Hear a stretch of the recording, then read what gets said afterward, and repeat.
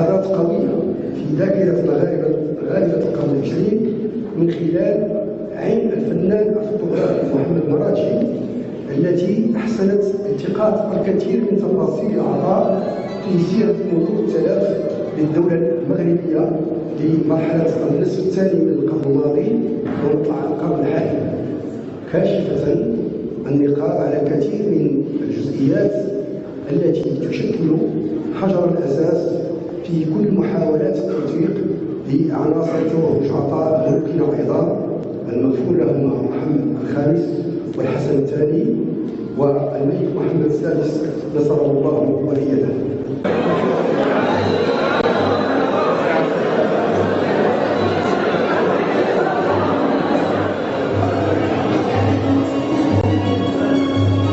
المعرض مهم لأنه يؤرخ بمراحل مهمة من تاريخ المغرب التي عاشها الشعب المغربي إلى جانب ثلاث ملوك عظام، جلالة المغفور لها فرنيس والمغفور لها الحسن الثاني والملك محمد السادس.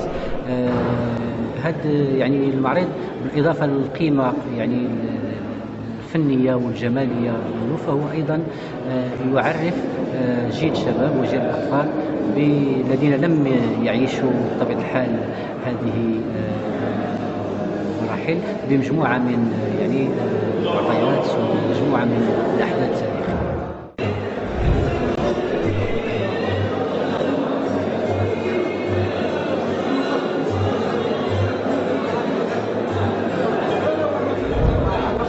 هذا المعرض هو في الحقيقة معرض توثيقي وتيحاول تيمشي من عين لمكان باش يتعرفوا عليه الأجيال يعني عن قرب.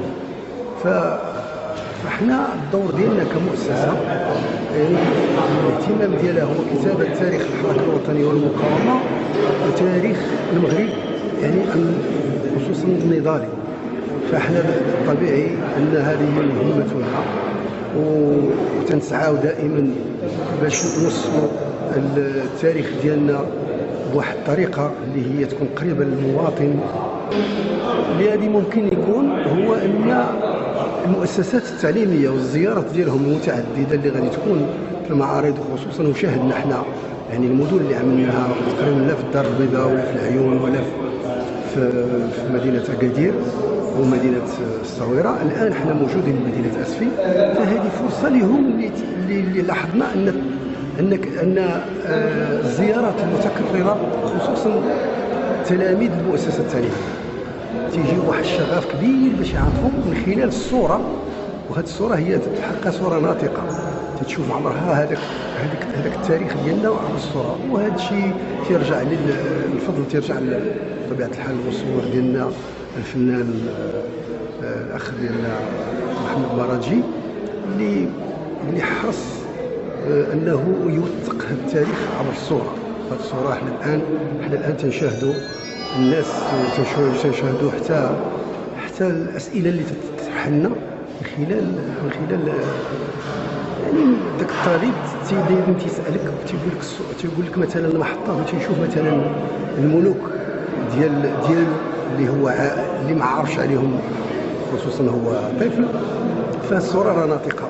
وهذه فرصه ان شاء الله تكون نتمناو هذه السنه ديال 2016 تكون مفيده بالنسبه لهذه وما تكون الا بدايه اللي تنبغيو نوصلوا هذا الشيء ان شاء الله، نوصلوا للجاليه ديالنا على برا. علاش لا؟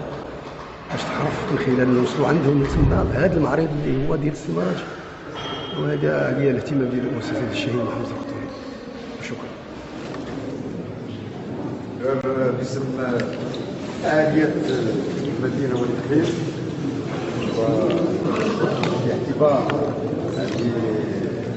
دور أسدي وإنجيل أسدي وقبائل أبدع في دفاع عن الجسد البلاد ودفاع عن الديمقراطية، بما أن مدينة أسدي معروفة بصناعة الحديد صناعة الغزل، فالإبكار باسم الفعاليات والخطوة